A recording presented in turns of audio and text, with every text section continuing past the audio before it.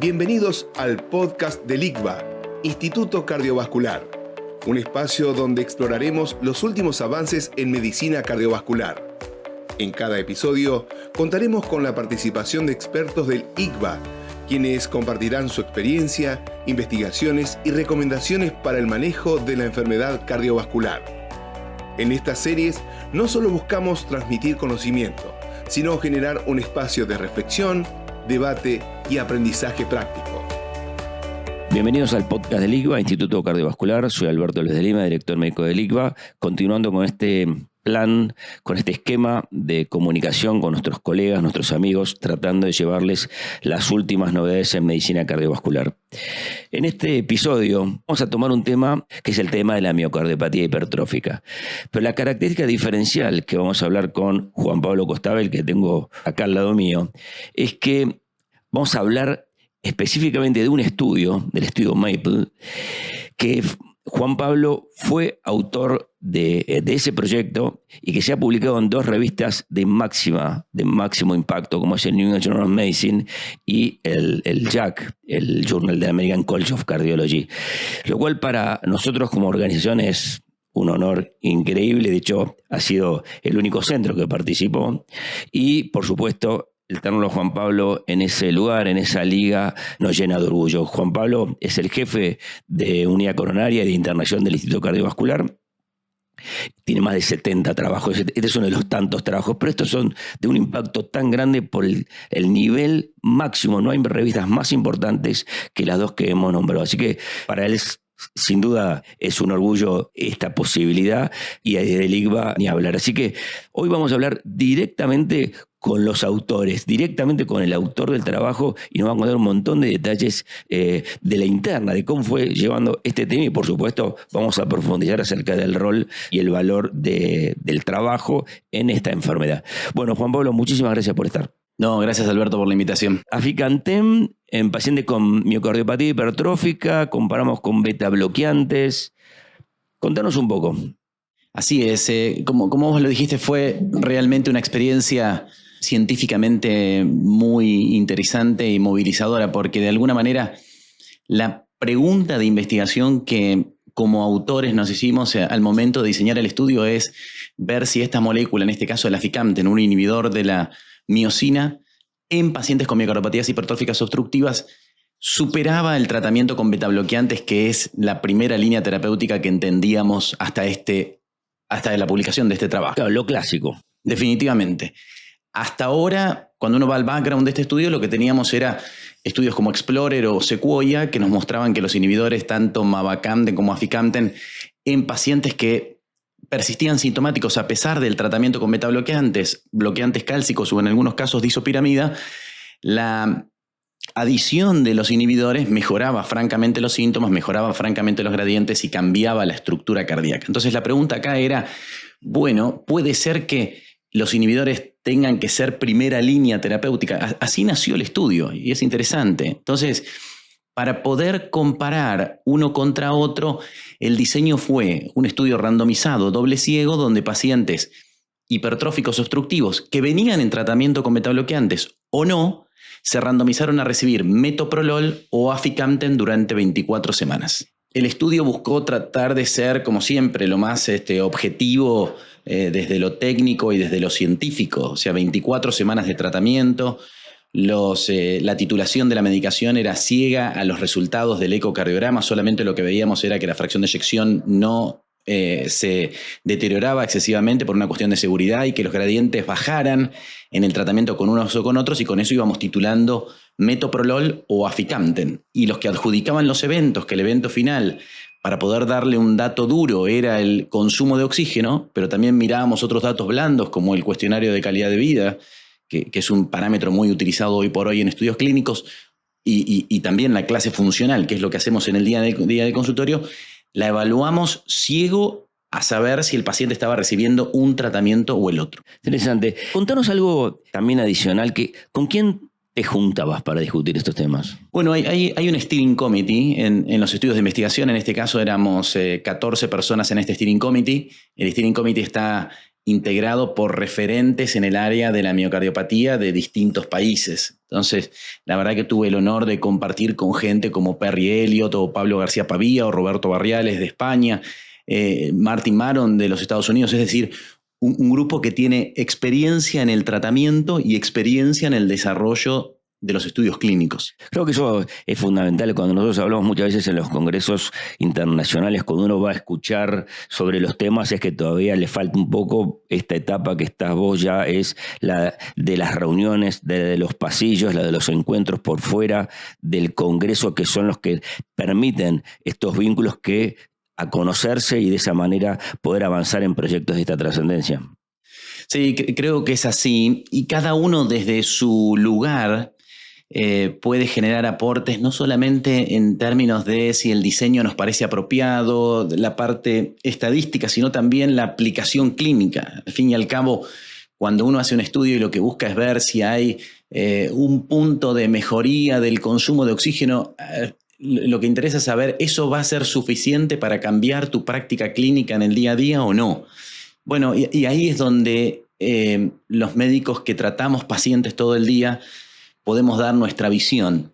Y lo mismo que como en un estudio, o sea, nosotros vimos nacer ese estudio y después hay un seguimiento en donde estamos ciegos a saber qué es lo que está recibiendo cada uno de los pacientes y vamos viendo los eventos que se están reportando por un tema de eficacia en términos generales y sobre todo de seguridad. O sea, acá en los estudios clínicos lo más importante es no exponer a ningún paciente a daño.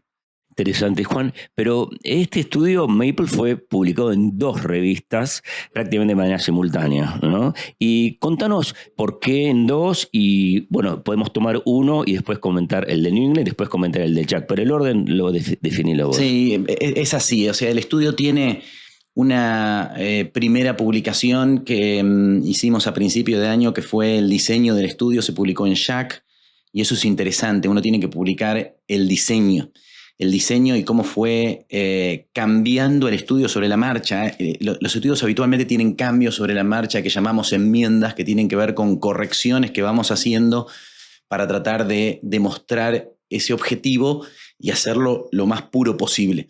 Y después los resultados los obtuvimos aproximadamente 1 mes y medio antes del Congreso Europeo y la intención era presentarlos en el Congreso Europeo. Es ahí donde se genera una publicación con los resultados generales que se envía a New England y tenemos la fortuna de que New England lo aprueba y ahí es donde la publicación se hace de manera simultánea con la presentación en la sesión de late breaking que hace Pablo García Pavía.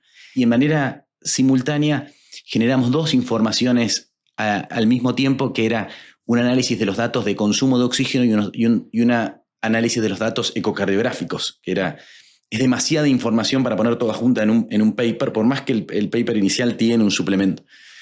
Y ese análisis de lo estructural y lo hemodinámico ecocardiográfico es el que se publica también simultáneo en Jack después de que Caroline lo presenta en una sesión de late breaking in Italia también dentro del europeo. Así que sí, realmente creo que eso también es lo interesante. O sea, se muestra la información en el Congreso, se discute la información en el Congreso y se publica al mismo tiempo para que todos tengamos acceso a ese paper, porque a veces nos quedamos con sensaciones de poco cuando escuchamos solamente la presentación y no hay un paper atrás que tenga toda la parte metodológica y datos finos que nos interesan para hacer análisis. Si te parece, ir primero por el del New England Journal of Medicine. Sí, te diría que es el corazón del estudio y la verdad es que fue un estudio extremadamente movilizante para todos los que trabajamos, no solamente porque fue un estudio positivo definitivamente, en donde aficamten demuestra una mejoría en términos de consumo de oxígeno contra metoprolol, que era un poco lo que esperábamos, o sea, todo iba en esa línea. Pero no solamente mostró eso, sino que también hay una mejoría en el cuestionario de calidad de vida, que es lo que definen los pacientes, y eso es significativo en términos de puntaje en solamente 24 semanas. Y no solamente eso, sino que también la clase funcional mejoró mucho más en pacientes tratados con aficamten. Y si fuimos a los puntos finales secundarios, que solamente podíamos analizarlos si los anteriores eran significativos, se halló también mejorías en presión de llenado medida por ecocardiograma, disminución en el tamaño auricular medido por ecocardiograma, y no encontramos en 24 semanas una diferencia en masa ventricular. Así que Ese fue el primer hallazgo, es decir, aficamten es superior a metoprolol.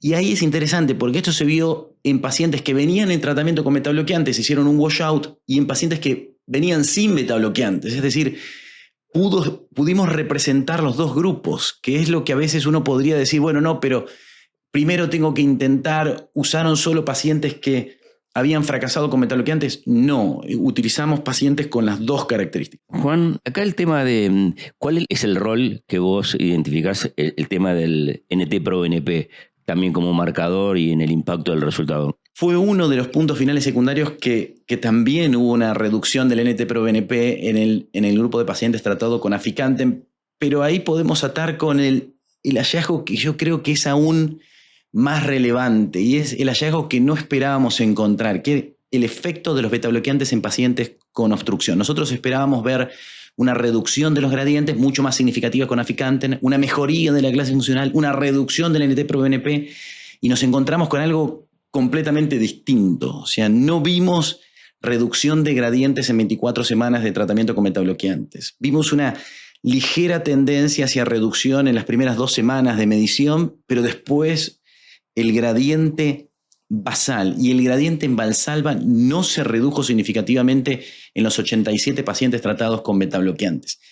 Y además de eso, el consumo de oxígeno no mejoró nada en pacientes tratados con betabloqueantes, numéricamente empeoró. Y el NT-proBNP, que es esto que vos mencionabas, Alberto, aumentó en pacientes tratados con betabloqueantes, que se asoció también a un aumento del tamaño auricular, lo cual eso sí nos puso un poco en jaque. O sea, estábamos siendo testigos de que en este estudio, que es el estudio más grande randomizado en pacientes tratados con betabloqueantes, el betabloqueante no tuvo un beneficio en ninguno de estos aspectos. Sí hubo una mejoría en la clase funcional mencionada por los pacientes tratados con betabloqueantes, pero objetivamente no se asoció con ningún otro dato duro, y eso sí nos puso en jaque de la pregunta de ¿los betabloqueantes sirven en pacientes con miocardopatía hipertrófica obstructiva? ¿Este tratamiento que usamos durante los últimos 40 años sirve? Eso es lo que más nos movilizó. ¿Y qué opinión te merece ahora con esta información? Bueno, realmente, como decíamos, esta información nos dice que en términos generales, en esta población de pacientes que venían algunos en tratamiento y otros sin tratamiento, la utilización de betabloqueantes sistemáticamente no tiene beneficio. Es más, uno podría decir, si está aumentando el NT-proBNP en 24 semanas, hasta podría estar generando algún tipo de perjuicio. Esto se extrapola al mundo de pacientes con miocardopatía hipertrófica obstructiva. O sea, 87 pacientes, ¿sirve para cambiar la conducta en todos los pacientes? Bueno, digo, ¿le dirías a tus colegas y amigos, sáquenle los betabloqueantes a los pacientes? Bueno, ahí está. Y creo que aún no tenemos la respuesta. No tenemos la respuesta. Uno diría, ¿por qué los utilizamos? Bueno, porque la práctica nos dice que hay beneficio. Bueno, eso es un buen punto, a pesar de que los estudios clínicos no digan lo mismo. Entonces, ¿puede tener que ver con el número de pacientes que tratamos? Sí. Por eso es que estamos haciendo nuevos análisis con esto, uniendo pacientes de otros estudios tratados con betabloqueantes también, para ver si podemos encontrar alguna señal que nos diga que algún grupo de pacientes obtiene más beneficio que otro. E incluso nosotros aquí en el ICVA estamos haciendo ese mismo análisis para ver cómo les ha ido retrospectivamente a nuestros pacientes tratados con betabloqueantes, por lo menos en términos de gradiente.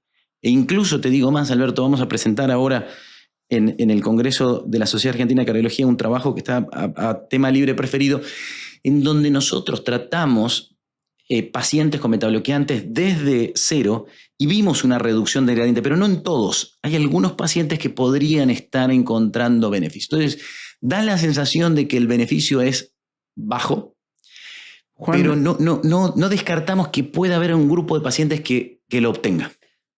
Perfecto, Juan. Y con respecto a la parte publicada en JACC, ¿qué nos puedes contar? Bueno, la parte publicada en JACC es una pieza en donde está el detalle, lo crudo de lo que pasa ecocardiográficamente, estructuralmente, y lo que muestra es que el inhibidor de la miosina tiene un efecto temprano estructural en aspectos vinculados a los espesores septales, a la hemodinamia medida por velocidades tisulares y presiones de lleno, a los tamaños auriculares. Incluso si uno lo pone en términos de normalización, hay casi un 50% de pacientes, 50%, o sea, la mitad de esos 80, que con solo 24 semanas de tratamiento normalizan parámetros funcionales ecocardiográficos, y eso es un montón. O sea, y eso refuerza la hipótesis que teníamos de que el inhibidor, al bloquear esa hiperactividad, esa hipercontractilidad que tiene el sarcómero, genera cambios estructurales tempranos, y eso es muy positivo. Qué interesante. Juan, y con esta información vamos usando estos dos trabajos. Es como uno se da el gusto de hablar con los que aparecemos en la cocina, ¿no? Siempre veo esas revistas de tanto impacto y esos grandes autores. Bueno, ahora lo tenemos acá y nos ha contado esos detalles, la discusión tan interesantes. Bajémoslo un poco a la Argentina, ¿no? ¿Cómo ves en esta situación? Probablemente las situaciones en Argentina son parecidas a muchísimas partes del mundo, salvo algunos sectores de Europa del oeste y probablemente Estados Unidos, pero todos tienen grandes problemas para implementar estas drogas. ¿Cómo ves acá el tema en Argentina y la implementación de este tratamiento? Bueno, en el mundo hoy por hoy la disponibilidad es de mavacamten, pero yo no dejaría de pensar en que la extrapolación de estos resultados de aficamten van también por mavacamten. Aficamten probablemente esté disponible comercialmente a principios del año que viene. Pero en términos generales diría que si estuviese accesible, no dudaría en que los inhibidores serían la primera línea terapéutica en pacientes con hipertróficos obstructivos. La dificultad en el acceso actual, que tiene que ver fundamentalmente con términos de costos, hace que tengamos que seguir pensando en utilizar los betabloqueantes, pero a lo mejor no utilizar el betabloqueante y esperar años hasta hacer el cambio o buscar otra alternativa. Ser rigurosos con el betabloqueante, exigentes con el betabloqueante, ver realmente hay cambios en los gradientes o no hay cambios en los gradientes, qué es lo que pasa estructuralmente, qué es lo que pasa funcionalmente, qué pasa con ese gradiente en reposo y qué pasa con el gradiente en Valsalva, que es algo a lo que no estamos acostumbrados a mirar. Y uno dice, ¿por qué miran ahora el gradiente con Valsalva? El mejor gradiente que se asocia a cambios clínicos es el de Valsalva y no el reposo. El reposo es muy mentiroso, porque en la vida real nunca estamos en reposo. Entonces, si los síntomas vienen cuando no estamos en reposo. Entonces, eso es lo que tenemos que mirar. Si iniciar el tratamiento con betabloqueantes o bloqueantes cálcicos, si no hay cambios en las primeras 4 a 8 semanas significativos y cambios clínicos, hay que pensar en escalar el tratamiento. Si los inhibidores son una opción, serán la opción, y si no, realmente tenemos que pensar en ir por una terapéutica invasiva. Y ahí es donde entra el lugar para la miectomía septal ampliada o la alcoholización septal. Dos estrategias en donde en el instituto nos ha ido muy bien. Entonces, no hay que dejar de pensar en que esas alternativas terapéuticas están, porque el cambio estructural en el caso de la miectomía es radical y el cambio clínico es radical. Y los cambios hemodinámicos son muy parecidos o mejores aún que los logrados con los inhibidores. Obviamente nadie quiere operarse, pero realmente hay que entender que es una alternativa terapéutica muy efectiva y con muy bajo riesgo en pacientes seleccionados. Sí, Juan, y entonces, ¿qué nos queda del arsenal farmacológico cuando estamos frente a un paciente que está por primera vez y que nosotros tenemos que arrancar con el tratamiento? ¿Cuál sería tu plan, tu estrategia terapéutica hoy? Hoy en la vida real diría que los betabloqueantes y los bloqueantes cálcicos siguen siendo la primera línea en la vida real, siendo realistas, valga la redundancia. Y me parece que tenemos que darle esas 4 semanas de tratamiento al betabloqueante y si no cambiar al bloqueante cálcico. Hemos visto que hay pacientes que van mejor con verapamilo que con betabloqueantes o incluso asociados. Si ese tratamiento no logra el beneficio, tengo que pensar en una segunda línea. Y ahí la segunda línea será el mavacamten, si es que puedo lograr acceso al mavacamten, o será la intervención quirúrgica o la alcoholización en el caso de no lograrla. Sí, digo, para ir cerrar, Maple nos muestra que podemos ir más allá de controlar los síntomas, que podemos intentar modificar la fisiopatología de la miocardiopatía hipertrófica obstructiva. Eso por un lado desde lo que es la enfermedad. Pero acá tiene la parte que es para nosotros como ICBA ser parte de nuestros estudios, y junto a vos, Juan Pablo, que reafirma de esta manera nuestro compromiso con la investigación de vanguardia y poder transformar esa información en acciones concretas para mejorar la calidad de nuestros pacientes, y como siempre decimos, tratamos siguiendo nuestra visión para que los pacientes con afecciones cardiovasculares vivan más y mejor. Te agradezco muchísimo. Gracias, Alberto. Gracias por acompañarnos durante esta edición. No olviden suscribirse a nuestro canal. Nos vemos el próximo episodio.